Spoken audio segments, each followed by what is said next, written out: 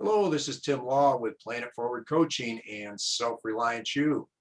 Always remember your life, your dreams, your goals, and your career are all essential. Big thank you to over 300 people who have subscribed to this YouTube channel, Planet Forward. If you haven't yet, please do. There's a lot of great collective wisdom here. And I'm really, really happy to invite a young man who I've known and admired for the last several years. He's the coach at the Northeastern baseball team. A good friend of mine, Danny Dierdorff. So Danny, welcome and give us your background there and your story. Thank you, sir. Yeah, thank you for having me. So, currently the head baseball coach at Northeastern, where I was actually a graduate in 2009. Played three sports there: soccer, swimming, and baseball. Then I went on to junior college to play in baseball, and then eventually ended up transferring to West Virginia University, where I graduated in 2013 after playing some baseball there. And then immediately afterwards got into some coaching and eventually found my way back to Northeastern as a head coach. Okay, very good. And you were primarily a pitcher, right, Danny? Yes, I was. A lot of kids, I was a dual position guy in high school, and then once I got to college, it was just pitcher only. So yeah, I was a pitcher in college. Okay, okay. And I know you were around a little bit to help out with I think I saw you there a couple different times in helping like with Cody Reeser, who's obviously going on for a great career down there at Towson. You had the Tommy John surgery. And so what's your observation, let's say, on somebody like Cody? It had to feel pretty good about, a younger guy that you're able to bring along a little bit as far as some tips and ideas pitching. Yeah, it was awesome. So I met Cody back in my first year was 2014, back when Coach Kaufmann was a head coach. And that's when I originally met Cody. And like the biggest thing I noticed with Cody was not just like he was a good athlete, but it was his aptitude. He was a willingness to learn at a more advanced level. And he was able to apply it as well. Like a lot of kids listen to things, but it's very difficult to be able to apply the things that you listen to. And he was one of the best at being able to do that. And it's been awesome to see where he's gone to. Yeah, well, he's certainly got a phenomenal work ethic, phenomenal family. You've got his younger brother now, Connor, is that correct? Yeah, it's actually coming full circle now, and then I get to coach Connor while he's a freshman. Right. And Connor's showing some pretty good potential for you.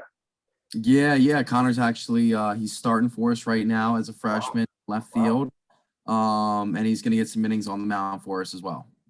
Fantastic. And see, you got Jonah Ladshaw that's doing some work with you. Jonah is you have an interview with him on one of the earlier ones here, and he's a great guy. How's he doing for you? He's doing great. He's doing a really good job, really taking control of coaching the outfielders, and he has another willingness to learn and apply. I'm always talking in his ear, like what different things that you can be doing during practice, the best way to set up certain types of drills where you don't have 13 guys all combined at once, like how you can break them up and then rotate them through. Just very simple ways to try to set up practices, and then also learning how to talk to people, how to talk to kids, and the best ways to maybe get your point across, but in a more beneficial way and not the way necessarily you would have thought of it the first time around, which is a very difficult thing to do as a young coach. But he's definitely learning. He's definitely doing a good job. Super. And another guy I want to give a nice shout out to, obviously, is Coach Brian Stevens, who's excellent athletic director to be under. I know he was there, during your career. Any thoughts on Coach Stevens and what he does to help, bring the Bobcat family together here? Yeah, so I definitely think very highly of Coach Stevens, not only as a mentor, but also as a friend. And I remember back to, I think I was 14 the first time I met Coach Stevens, and he had a meeting for all the 8th graders that were interested in playing soccer. And then he was my soccer coach for the first 2 years. And then eventually that's when he became the athletic director my junior year. But we've always had a pretty close relationship. And then after I graduated, we got a little bit closer. And now since I started coaching for him, I try to hang out with him as much as possible just to learn and for anything, even as far as family goes, different types of things like that, the coaching, just anything and everything. He's a good dude, and he's just a great person to learn from. Yeah, and Danny, what now I know you don't work within the school itself. What kind of work do you do? Because obviously you've got a great work ethic. It's Mhm. not easy going from another position necessarily outside the school to come in and coach. So tell us a little bit about that. So I actually I work at it's called Universal Media Incorporated, and we're an advertising agency, and I work in the online advertising department. And the best way to explain that to somebody is to say all those ads that you see on Facebook and on the website that annoy you, they're if they're one of our clients, we buy those ads and we place those ads, but there's a big strategy behind them. And how I fell into that was actually from another buddy of mine, Kyle Cook, who was also a baseball player at York College. And we met each other playing for the Mount Wolf Wolves in the Central League. And I definitely did not have a marketing or advertising background coming out of college. I was one of those kids where it's just like, hey, I'm going to be playing baseball the rest of my life. And then when you get to West Virginia and you're playing in the Big East and Big 12, you learn pretty quickly you're not all that good. So in the grand scheme of things, you're not all that good. So you got to figure something else out. And I actually started working at the Nailers Candy Factory right in Mount Wolf right out of college, because that was my summer job. And then parlayed that into meeting Kyle, and I was like, look, I don't know too much about this. And the good thing was Kyle was self-taught, and he's like, look, this stuff can be learned, you can develop it. And if you have good work ethic, and you have, again, an aptitude and willingness to learn, that you'll be able to do it. And if you're good socially, you have good social skills, you can really accomplish anything. I firmly believe that. Like, you don't have to be a rocket scientist. I mean, you have to have a degree as a rocket scientist to be able to control a rocket, but in majority of jobs, it's just something that it's really adapted. Like, you have to be in the business, you have to be able to learn it and then apply it. Yeah. Now I'm assuming Kyle is your supervisor within the business you're working at. Yeah, so he's our senior vice president of digital media, and then I'm right on to him as a director of digital media. Gotcha. I see. Yep. See. And what if you could give any advice to teens and young adults, Coach, regarding the the importance of work ethic, teamwork, just the idea of persevering, and I really loved. I just wanted to jump back in. Really love the idea that you said had to do with playing there in West Virginia, and then you realize the pecking order and how good a lot of these people are. Yeah. And the point I always try to make with kids is, hey, if you can make the major leagues, which is basically one guy out of 8,000 is going to make that statistically, fantastic. But the idea of having something else that you're able to do is very, very important. So what are your thoughts as far as some of those key habits for younger people coming up?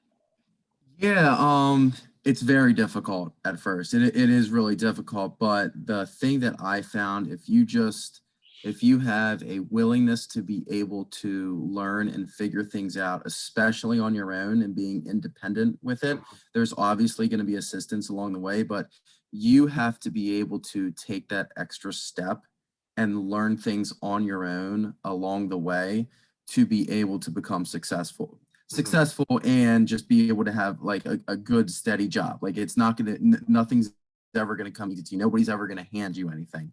And I think that's one of the biggest things I try to teach my kids is like, don't let somebody else do something for you.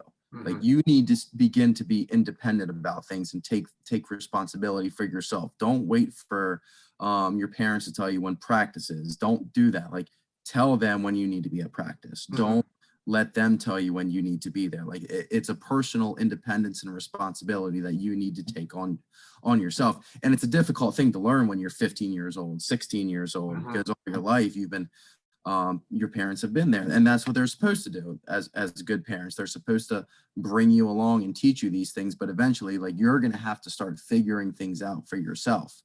And that's one of the biggest things that I've learned, and what I'm trying to teach, at least to our young baseball players and really any athletes that come through Northeastern that I'm able to have contact with. Fantastic. In other words, personal initiative. Years ago, Right. and I still follow up reading his books and everything like that, a guy named Tony Robbins. I've attended a lot of his seminars. And he says the one foundational key to success, if there's one particular one, he refers to it as personal power, which is the ability and willingness to take action in our life. And obviously what you're saying about the personal initiative is so awesome. And it's so very, very true. Obviously a 15 or 16-year-old isn't going to have necessarily the same level of initiative as somebody such as yourself, or, some of the other coaches that we're blessed with at school. So I love the idea that you're, encouraging the kids to, take personal initiative. Don't sit around waiting for somebody to do it for you. Yeah, and we kind of, at least at baseball practice, we try to structure our practices that way, where it's like, hey, we got two coaches working with the outfielders. I'm working with the middle infielders, and we have another coach working with our catchers. It's like, so first base and third base, this is your opportunity to get work done. And when we look over, you better not just be standing there. So we try to implement into our practices different types of scenarios where kids have to take responsibilities for themselves. And another thing I always tell the kids, either in the off season or at the very beginning of workouts, is don't be a coach watcher. And what I mean by coach watchers, don't be standing there looking around to see if the coach is watching you and then work hard. You should just already be doing it, because if you really want to get to the next level, like if you want to go from JV to varsity, or you want to go from varsity to college, you shouldn't need somebody standing behind you telling you to work hard. Like that initiative should already be there if that's what you actually want to do. Right. No, it makes a lot of sense, Coach. And what are some of the important life lessons that sport and work and that type of thing, career, have taught you as you've come up through? Ooh, that's a loaded question. I like to load them up, Coach. I like to load them up. Yeah. I think the biggest thing is always just being there for either for your teammates, and always being there for your teammates, and helps you along with always being there for whoever you're in a relationship with, whoever your family is. Being able to sacrifice, being able to step to the side when it's that person's time to like have a little sunlight on them, and just being a great support person. And like when you talk about leadership, I think the biggest thing with leadership is being able to teach kids how to become successful, but you also need to put people in the right positions to succeed, because you can't take a kid that, as far as a coach, like I can't take a kid that's been a catcher all his life and all of a sudden, hey bud, go play shortstop. I'm not going to put that kid in a proper position to win without preparing him. So I think it's definitely supporting each other, making sure everybody's in the right position to win, the right position to succeed, and always being there to support them. Yeah. Excellent. Also, I would say if you're a younger coaches, even though I still think of myself as a younger coach, even though I think it's my 7th or 8th year of coaching, if you're ever doing an interview or you're ever talking to your coaching staff or your players, always use the term we. Never use the term I or me. And that's still something that I struggle with, because it's a natural habit. Like you're always the one thinking about it, because you're always the one up at 4 o'clock in the morning thinking of who you're going to be pitching in 3 days. So it's really hard to break. But even players wise, like if you're anytime you're doing an interview or talking to anybody, really, always use the term we. Like, we pitched a good game. We played really well on defense. We hit the ball really well. Even though if you're the guy that went 4 for 4 on the day out of 5 hits, always use the term we or a group message rather than the term I. Sure. No, great advice. And one of the things I refer to as my playing it forward coaching, my sub headline there is 𝙎𝙊𝘾𝘄𝘼𝘋, meaning that exactly what you're talking about, personal initiative, obviously the we and part of a team and everything is so very, very important. But just that idea of being self-reliant, like I say, you're not being a coach watcher. I like that distinction that you're talking about there, because once you get a group of kids kind of dialed in and they're doing the drills and things that you want, regardless of the sport, it doesn't really matter. They're obviously getting better every day, and it's just so very, very important. So how do you see your team going forward here, Coach, with the Obviously got some of the league games coming up here pretty soon. And, how Mhm. do things look?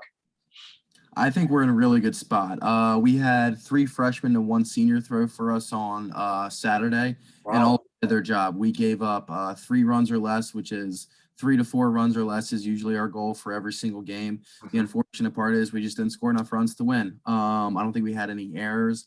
I see ourselves in a very good position. We are slightly inexperienced, but everyone's in that position right now due to last year not having a baseball season, or at Sure. least a high school baseball season last year, and missing out on, I know a lot of kids play travel, Legion, whatever, missing out on a high school season where you're practicing baseball 6 times a week, Mhm. maybe sometimes 7 times a week. You're definitely missing out on a lot of valuable experience, but that's definitely not an excuse because everyone's in that position right now. So we're going to be, I know we're going to be changing up our practices a little bit here, just to be able to get the kids more in-game at bats during practice, Mhm. because that's what we need to be working on. But I definitely see ourselves in a good situation, even though we're on 2. But tomorrow we're 0-0 and we're playing New Oxford. Sure, sure. And I think we talked about a couple of your assistant coaches.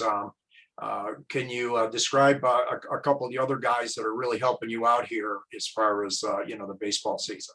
Yeah, I mean, it's so hard to find good junior varsity baseball coaches Mhm. because not a lot of people think junior varsity. Yeah, I really don't want to coach that, but being able to find a good junior varsity coach like we have with John Hall and Jesse Sargent, who are there every single day working the kids out, we're really, really, really fortunate. And then, like you said, we have Jonah Latchall. Mhm. He's our primary outfield coach, and he's doing a really good job.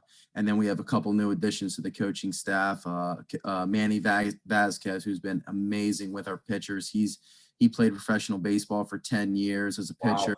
He's just been a perfect addition for us. The kids really like him. They get along with him. And then we also had Scott Lackey, who was, when I was up at Cedar Cliff, I was his assistant coach. Won 2 district championships while he was up there at Cedar Cliff, played in 3. And he resigned a couple years ago from Cedar Cliff, and he had an itch to come back. And I was like, absolutely, come on down and we'll use you as assistant coach. And he's been phenomenal, Mhm. a phenomenal addition for the guys as well. Great, great. Well, it certainly sounds like you got a good staff there overall. And I think you have one old timer that's in. Oh my God, I completely forgot about the biggest guy. Oh my Yeah. God. Sorry. I mean, he does It's okay. It's okay. Hey, us fall chickens have to stick together. I know Milt Bushy doesn't have a Facebook, but I believe he's in his 57th Probably, year probably. coaching high school. It's either 57 or 58th year of coaching high Wow. school Wow. baseball. So I Yeah. tell the guys at the beginning of every season, look, he might yell and scream and you might not understand it, but if you can't learn something by him from the end of the season, you weren't trying hard enough. Yeah. He would certainly apply as far as old school is concerned as myself and everything. And it's not bad for some of these young kids. They get a little old school treatment, so that Yeah. they understand. No, the kids now need old school treatment. That's why. Well, I was upset to see he's along with Coach Stevens, and I didn't mention Coach Dabrowski, who was the other coach at Northeastern, Mhm. another one of my mentors. But Coach Kaufmann, he's not on our staff anymore. He was I mean, talk about an influence. He was my high school coach for 4 years, and then I coached underneath him. And then when I got the job back at Northeastern, he came back and coached for me. Mhm. And I mean, just the amount of lessons and just things that I learned from, not even necessarily about baseball, but just about everything in general. It's more about, he told me he was such a good teacher at being able to teach you how to prepare, to Mhm. be ready to to just play any type of sport, what you need to do mentally. He was he was awesome. And still text him the lineup, even though he's not my coach anymore, to see if he approves of it, even though he might not know 50% of the guys on the roster. Right. Yeah. Donny Kaufman's a great guy, and obviously Yeah. Milt Bushy and your whole staff. You got a great group of guys there, and it does. It takes a team and to pull that together. So, Yeah. any last comments, Coach, before we kind of wrap it up? And then, by the way, please stick around afterwards for a minute or two while after we're done. But any last thoughts that you have? Yeah, I just want to, I'm very happy to be back playing baseball. I know, along with you, our seasons were cut short last year, and it was just a dagger, an Yeah. absolute dagger not to be able to be out on the field. Not necessarily just for us, but for the kids. Like, not, and them not being able to play sports in the spring is just, it was awful. And I felt so bad, especially for all those seniors losing out on their senior year, especially for a lot of the kids that weren't going to be able to go play in college or didn't want to go play in college, whatever their reasons were. It was just awful. And just even though we lost our first game, just to be back on the field competing against another team, that was just a win in itself. And it's been fantastic. Sure, sure, absolutely. Couldn't agree more. Coach, what's the best way for anybody that wants to get a hold of you to reach you? What would be the best way for them to do that?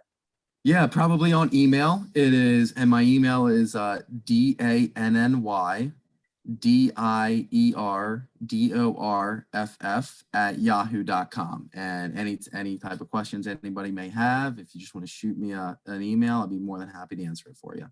Fantastic. Well, this has been great, Coach, and stick around here for a second. And I do appreciate your time very, very much. I'm glad we're able to get this in. We both had schedules that were kind of bouncing us one way or the other. So I'm Yeah, really, thank you very much. I appreciate everything. glad to have this the new young coach in, because it compared to now Bushy's got a few years on me, but compared to us two, you're just a young buck, that's for sure. So well, a fun story about Bushy, if you want me to end. Absolutely. Absolutely. So yesterday after our game, we played a doubleheader. We had varsity at 11 a.m., JV at 1 p.m., and Coach Latchaw and I stayed around for the JV game just to watch and see some things.